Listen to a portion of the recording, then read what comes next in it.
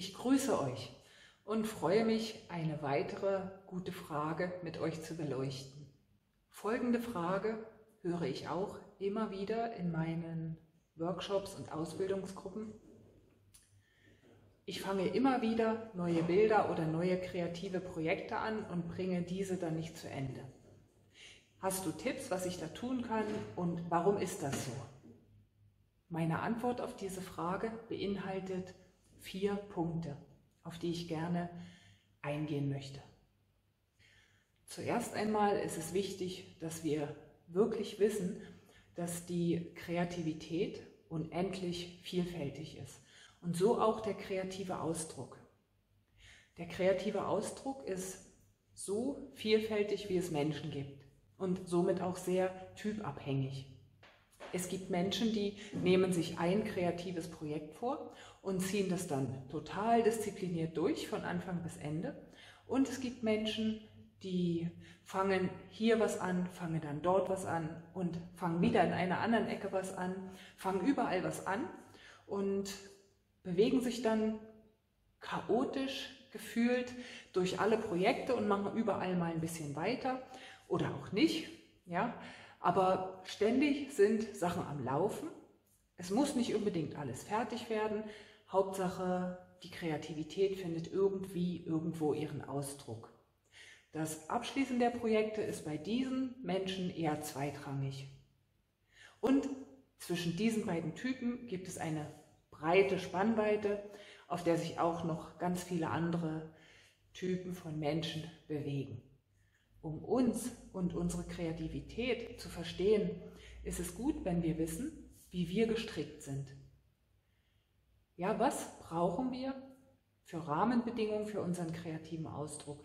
Wie sind wir gebaut? Wie ticken wir? Sind wir eher die ein Projekt nach dem anderen durchziehen, ja, die kein neues anfangen können, ohne dass das andere fertig ist? Oder brauchen wir immer mindestens 10 Projekte am Laufen, damit wir uns auch wirklich kreativ fühlen?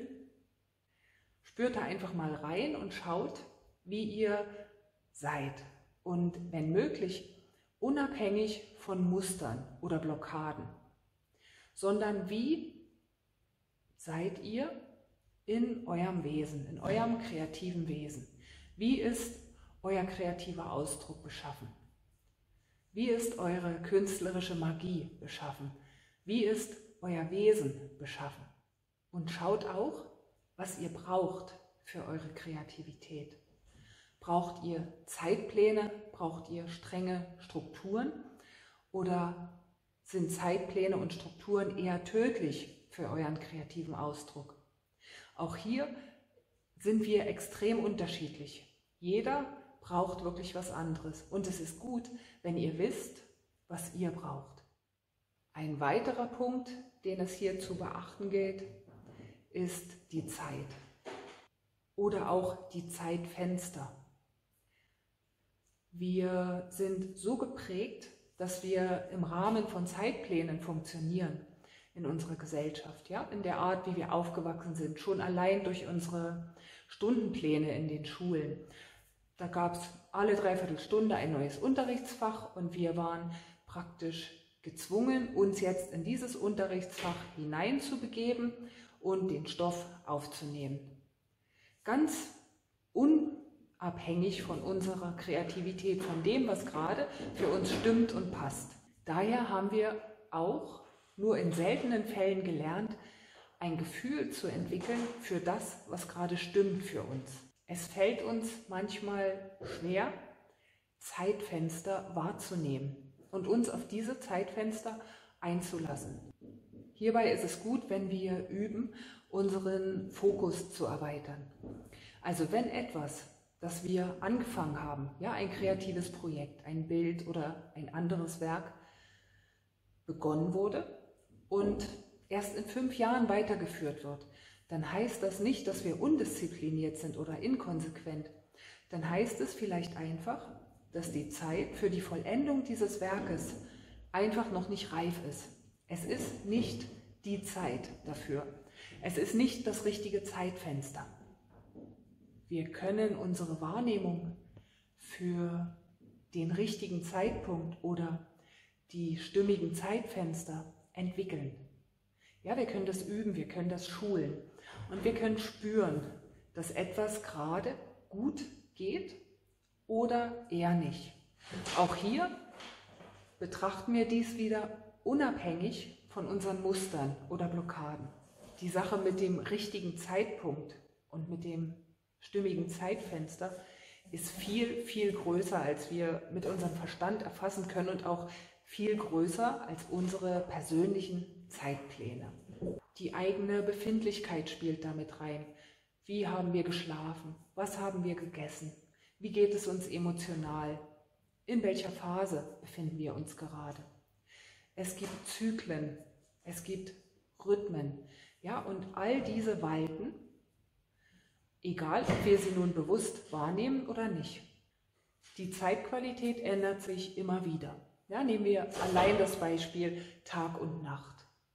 Es gibt bestimmte Dinge, die funktionieren am Tag einfach besser als in der Nacht. Und andere Dinge funktionieren in der Nacht besser als am Tag. Und das lernen wir mit der Zeit, ja? Wenn wir unser Leben bewusst leben, dann nehmen wir wahr, dass bestimmte Dinge unter bestimmten Umständen einfach besser funktionieren, dass es dann leichter ist. Vielleicht kennt ihr das, ihr wollt etwas aufräumen und ihr merkt, es funktioniert gar nicht, es stoppt irgendwie und ihr zwingt euch etwas zum Aufräumen und es wird immer schwieriger und ihr seid frustriert und habt keine Lust und lenkt euch mit allem Möglichen ab. Und am Ende habt ihr den ganzen Tag lang nichts aufgeräumt. Und an einem anderen Tag habt ihr vielleicht gar nicht vor, aufzuräumen.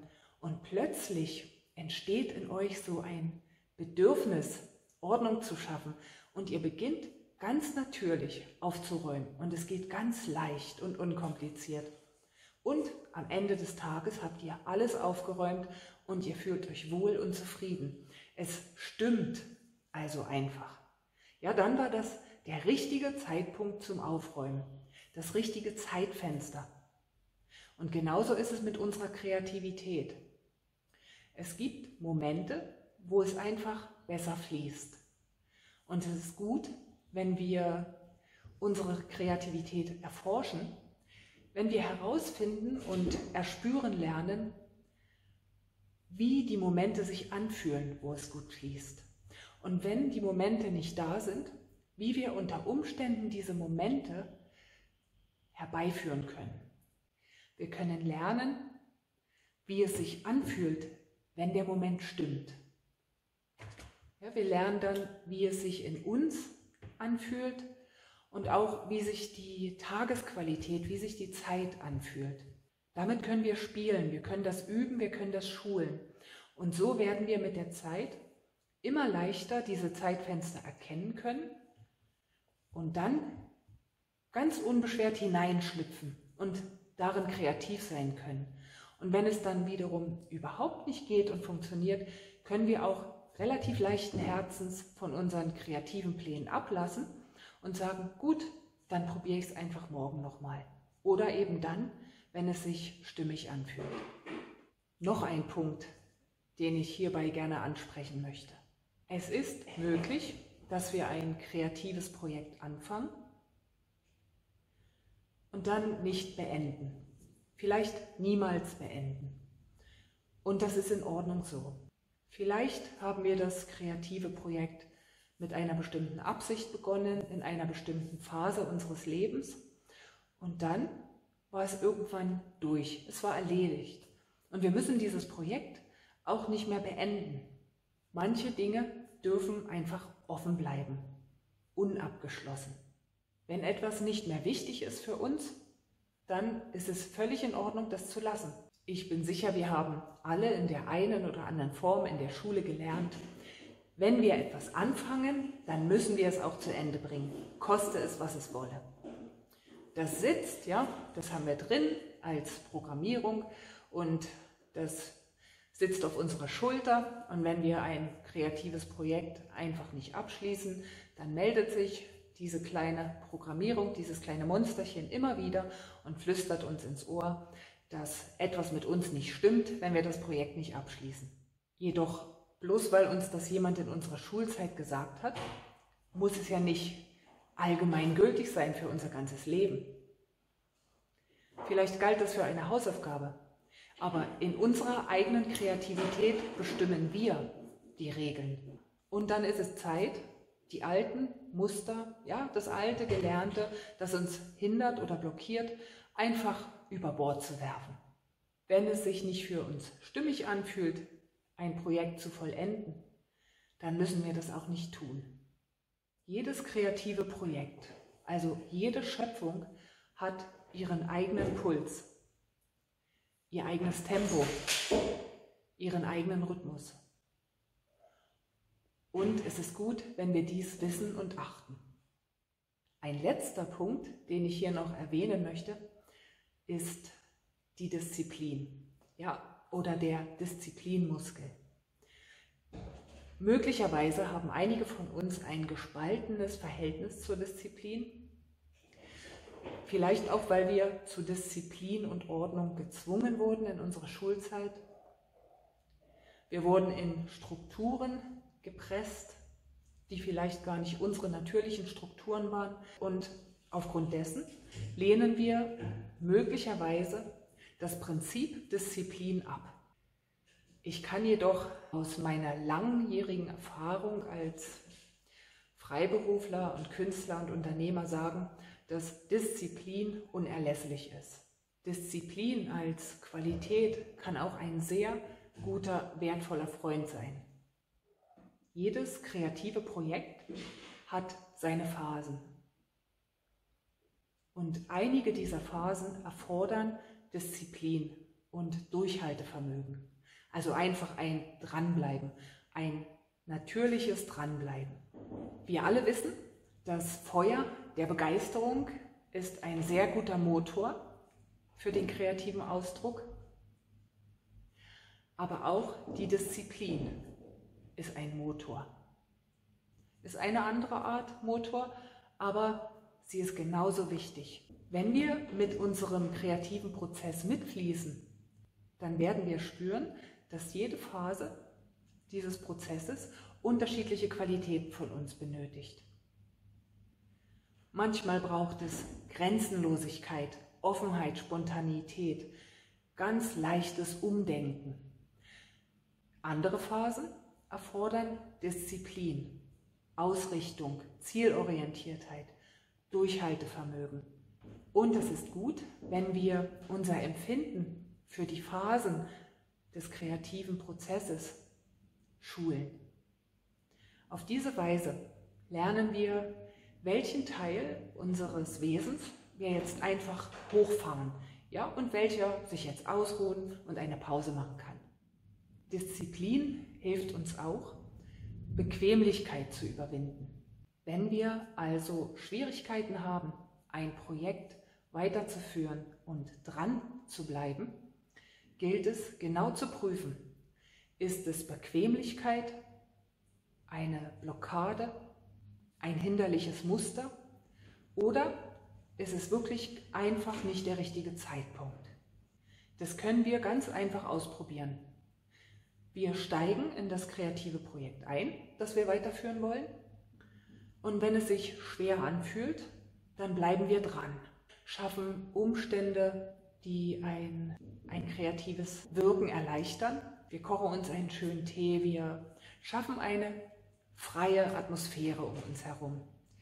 Und wenn das nach einer ganzen Weile immer noch nicht funktioniert und wir spüren, dass es eher sich verhärtet, ja, immer mehr verkantet und wir vielleicht auch frustriert werden, dann lassen wir los, nehmen Abstand davon und machen was anderes. Wenn es der richtige Zeitpunkt für dieses Projekt ist, dann wird uns unsere Disziplin und unser Durchhaltevermögen durch die anfänglich klebrige, schwierige Energie durchlotsen und wir werden in Fluss kommen. Dann war es der richtige Zeitpunkt und wir mussten einfach erstmal eine kleine Hürde überwinden.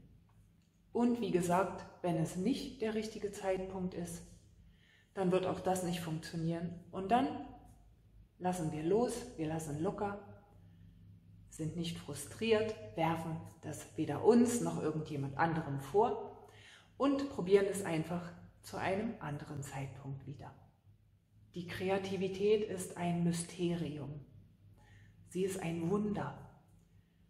Viel größer, als wir uns vorstellen können. Und daher wird es wahrscheinlich immer wieder Rätsel geben, die auf unserem kreativen Weg auftauchen. Ich hoffe, meine Worte haben euch etwas bereichert und ich wünsche euch jederzeit viel Freude und auch Disziplin bei euren kreativen Projekten. Auf bald! Tschüss!